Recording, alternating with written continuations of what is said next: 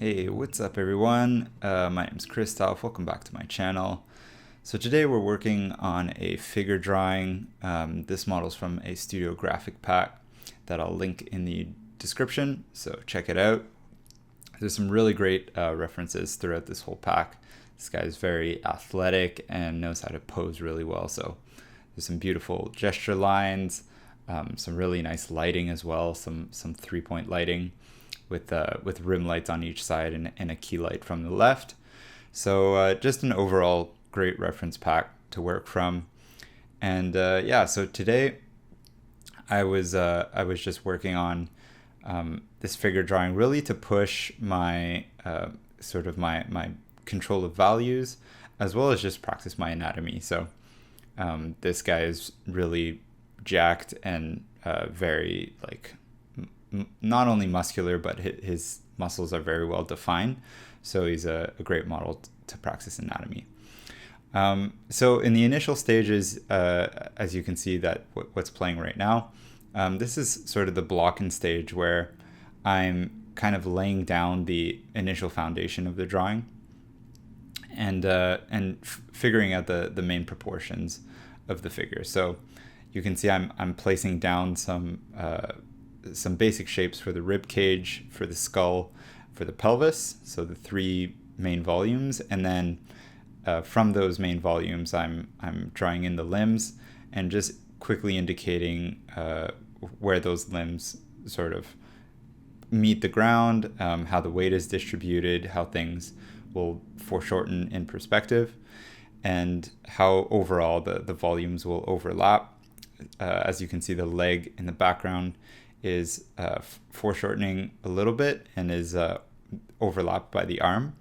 And you can see I'm moving the foot over from the left side because that leg is also in perspective slightly. So I'm just indicating those kind of the boundaries of the figure so that moving forward I know how to break down the internal shapes and the more complicated anatomy.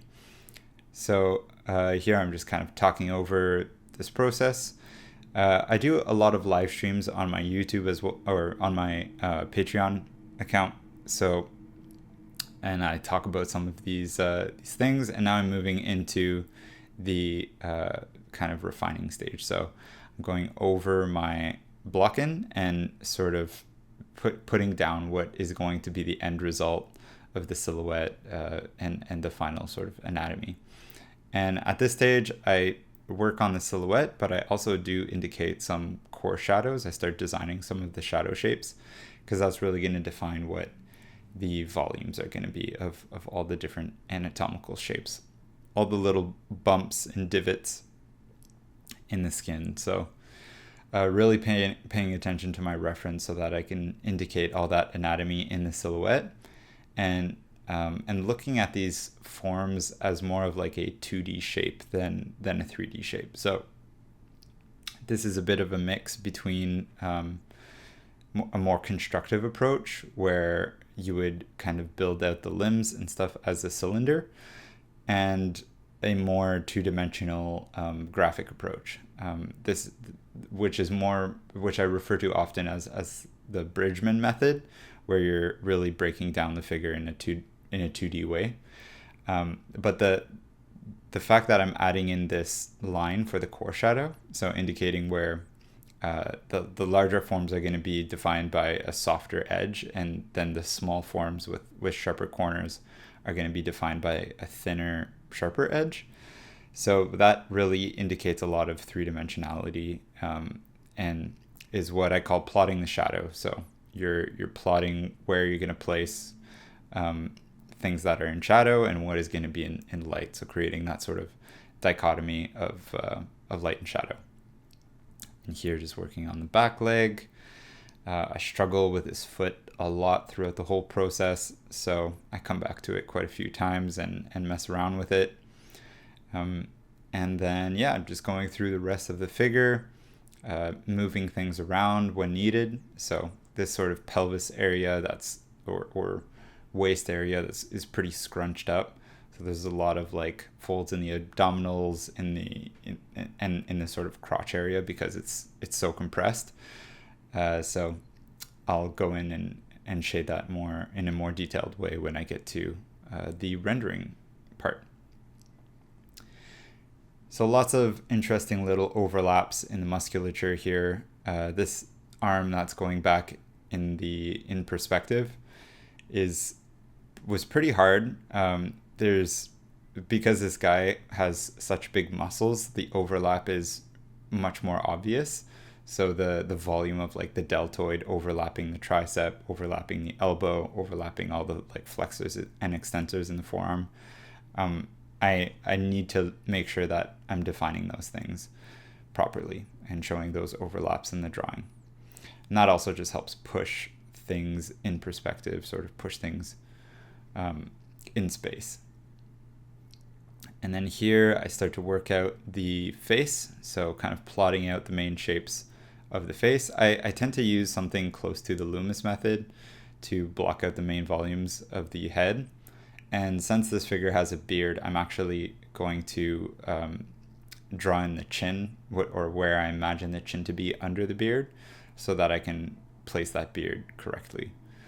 And now just kind of defining the planes of the front of the face and the side, and indicating where some of the features lie. So most of the features will align with others in different ways. For example, the bottom of the nose is going to align with the bottom of the ears, and the top of the eyebrows is going to align with the top of the ears.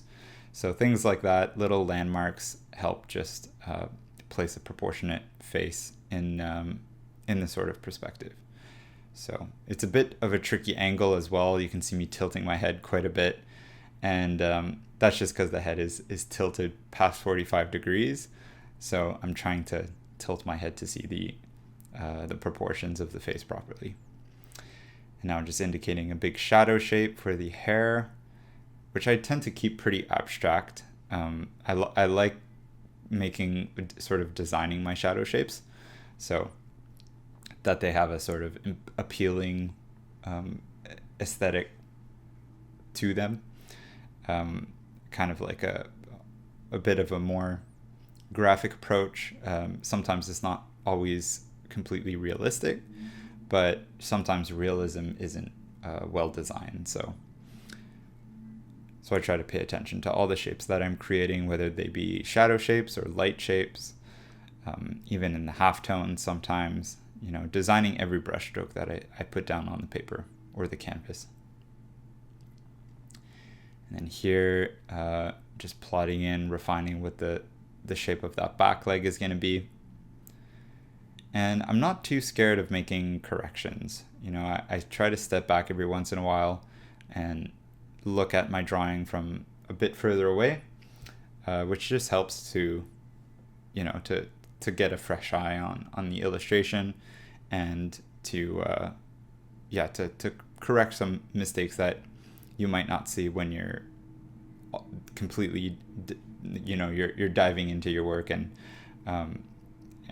really concentrating on putting down a proper brushstroke or something. Sometimes you miss bigger elements like proportion or value or shape design. So stepping back every once in a while to judge those things from a bit further out. You can see here I'm warping and erasing out and changing, correcting whichever way I can using the Photoshop tools. Sometimes I'll even pop up my liquify filter and just move things around with liquify. And that's just the beauty of Photoshop. There's no eraser marks, no little bits of eraser that you need to wipe away, and you can always kind of go back to a blank canvas and start over without really ruining any of the work that you've done. So here I'm kind of indicating in just a really basic shadow. So just separating out what is in shadow, what is in light, and putting a little bit of tone down on the paper always helps. Just getting away from the white of the paper. Sometimes the white of the paper can be really daunting. And yeah, I'm referring to my Photoshop canvas as paper because I'm just so used to it now. But yeah, just the white of the canvas, getting away from that so that I can start sculpting the form. So this sculpting the form is really going to come down to, pushing and pulling the surface with light and shadow. So in this case, the key light is coming over from the left. And so to push shapes, I need to add shadow to the right hand side of the form that I'm trying to push. And then to pull it up, I need to take away some of the value. So I use my eraser to kind of bring out some of those details. And from here on out, it's really just a matter of sculpting the form, which is which can be meditative and also very challenging. So it's I spend most of my time on this process, and sometimes I get immensely frustrated, but it's really rewarding once you start to kind of break the illusion or break into the illusion of form. So for a long time, a drawing might look flat, and you keep working on it, and at a certain stage it starts to look three-dimensional, and at that point you're kind of tricking your brain to sculpt rather than draw.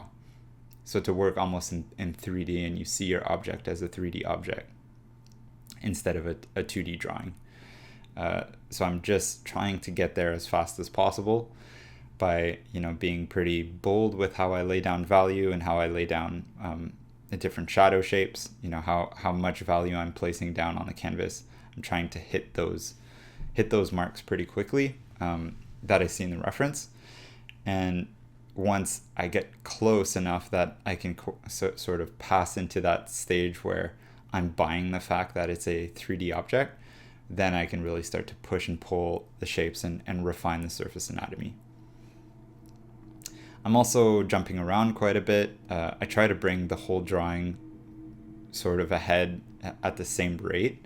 So every part of my drawing will go through one stage, and then I'll push it to the next, into the next stage, so that at no point I have one area in my drawing that's overly detailed and another part that's completely untouched. So there is a bit of discrepancy in some areas. Sometimes I'll get caught up in an area and detail it out quite a bit, and then forget another one. Like you can see the back foot behind the hand, I think, gets neglected a little bit too long. But I'll go through the whole block out stage everywhere, and then I'll go through the initial shading pass, and then I'll go through and detail everything out. And that also allows me just to be, to organize my methodology. Also, it organizes my sort of breaks. I can take a break after any stage and know what the next stage is when I come back to it. So it's just a way of staying organized and keeping to a methodology. So here, working a little bit on the portrait, trying to bring out some of his more masculine features, so strong bridge of his nose and a strong brow line, and then letting the mustache and beard sort of protrude out from the face, so that it's not just so that it doesn't look just painted on like a fake mustache, but something that has volume. And then working a little bit on the small folds and stuff around his neck. So I think the focal area for this piece is going to be around the shoulder, like the shoulder in the foreground, and that arm that's landing down on the ground. So I think that's the most powerful area in the drawing. A lot of the gesture is going through that arm and into the floor. So I think I spend a little bit more time on that arm than the rest of the body, and really quite a bit of time on the back to really draw in all those striations in his muscles. Since I'm only trying to bring it justice, to make it justice.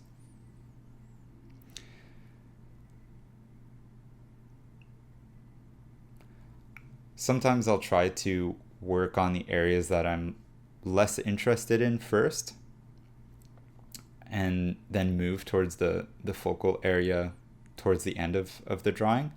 That can be a little bit dangerous sometimes if you tend to lose energy at the end of your drawing.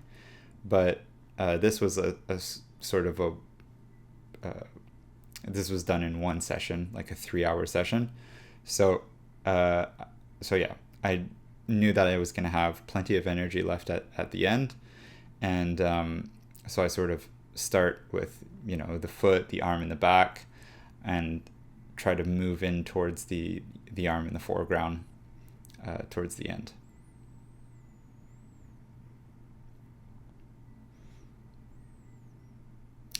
And that strategy to start on things that you might like a little bit less, I think it helps with just maintaining a level of polish throughout the whole drawing, so that you don't neglect any part. So since this is a figure and not a portrait, for example, I can't really neglect the body and just work on the head. And when you have a bit an even kind of just an even treatment of detail throughout the whole drawing, you can really create something that is greater than the sum of its parts. So your eye stops to look at a certain area and really looks at the whole drawing, and falls into the illusion that it's a real figure.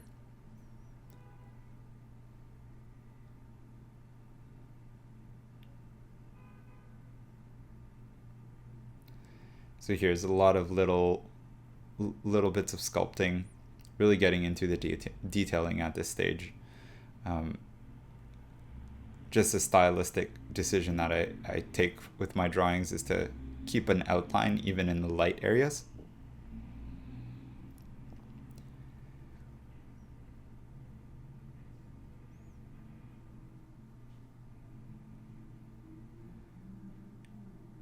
And I spent quite a bit of time just going back, stepping back and looking at the drawing, and then going back in and pushing and pulling shapes. It's just a lot of repetition, or not repetition, but a lot of the same sort of strategy going throughout the drawing, just applying it to all the different parts. I also want to make sure that there's not too much sort of bad repetition in shapes. So I want the shapes to look natural, and in a sense, naturalism is created by unevenness or surprise. So a lot of the shapes I'm designing are, I make a point of not making them the same size, and sort of staggering them so that the eye can flow dynamically through the drawing. So you can see I leave some areas full of rest, like the back. The lats, are a really big muscle group, and they stretch over the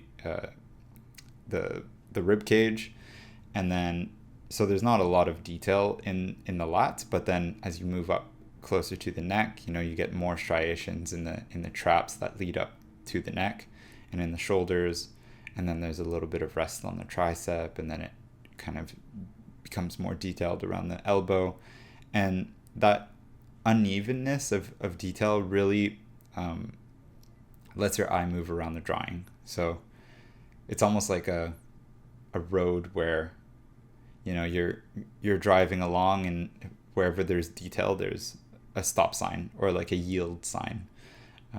And you sort of need to slow down and just take it in, and then you can keep going and following the different shapes and rhythms throughout the figure.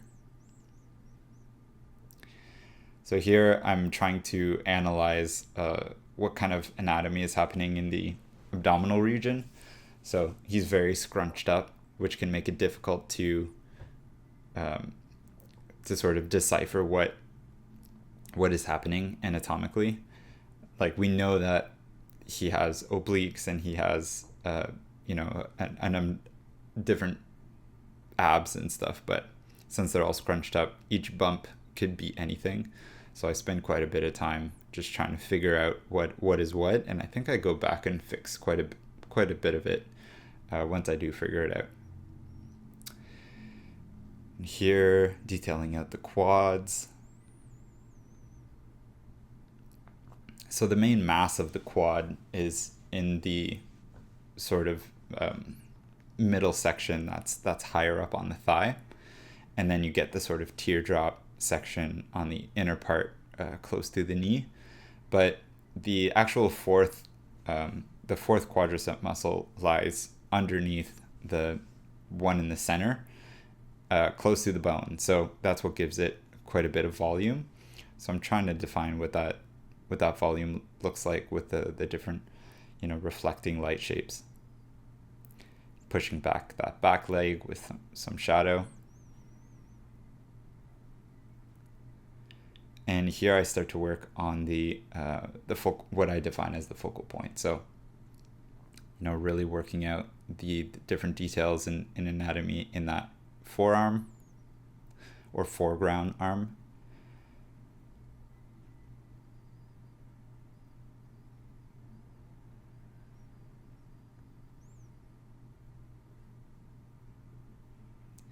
And here I think I bring out a book on anatomy just to make sure that my shapes are sort of flowing in the right direction, but you have a lot of your extensor muscles that connect into the back of your elbow and wrap up underneath the tricep or in between the tricep and the bicep.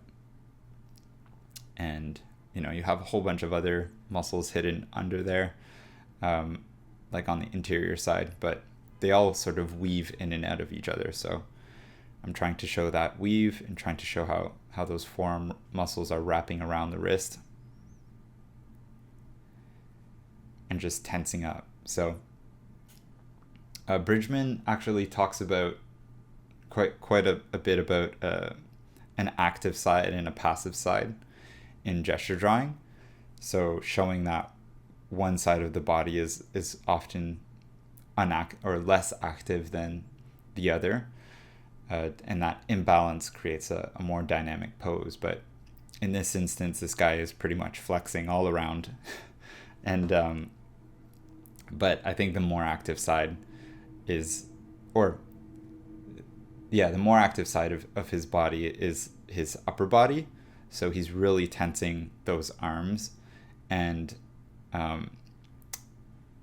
so showing those muscles as being tense and activated versus his leg muscles, which might be less flexed. So, and that just helps show, or give it a little bit of an imbalance and to bring more focus to the upper body. And now we're in the cleanup stage. We're starting to clean things up slowly but surely. Once I get a good pass of detail around the whole drawing, I start to clean up the silhouette, and that just helps guide me toward what I see as the final image. And while I'm working in one area, I might as well just clean up the silhouette so that it saves me a little bit of time later.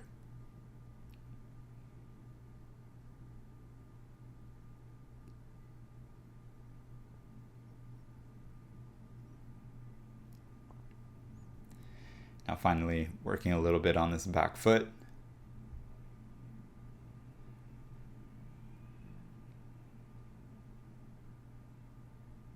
So feet are something that I definitely need to work on, something that you don't really draw that often as a concept artist, or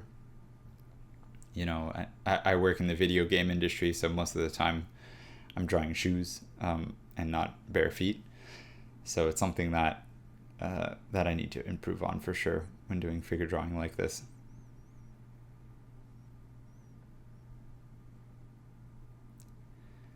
Doing little adjustments. It's never too late when you're working digitally to make to make adjustments to proportions or general placement of things.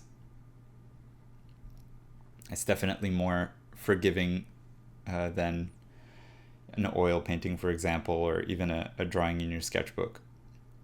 You don't need to erase half the drawing to move a foot a couple inches or cut out a piece of your canvas.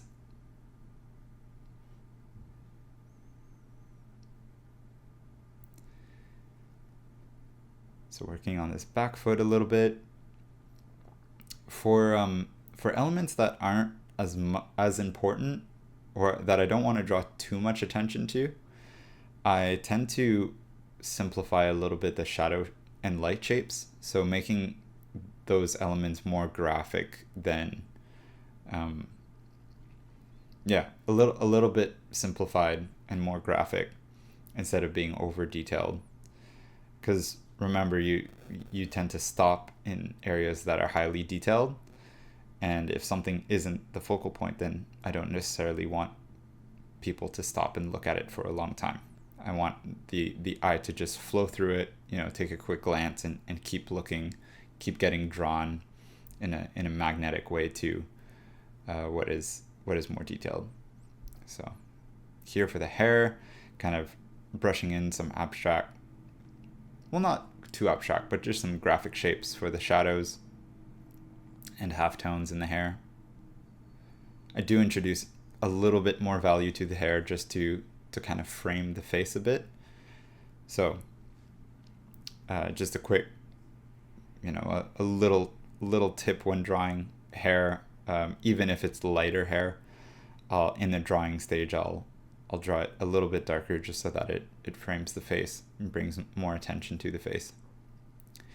And then here, finally, just working on the box a little bit and starting to clean up the final silhouette. So I go around with a lasso tool, and I think it's at around 2 pixels feather, just to blur the edge slightly.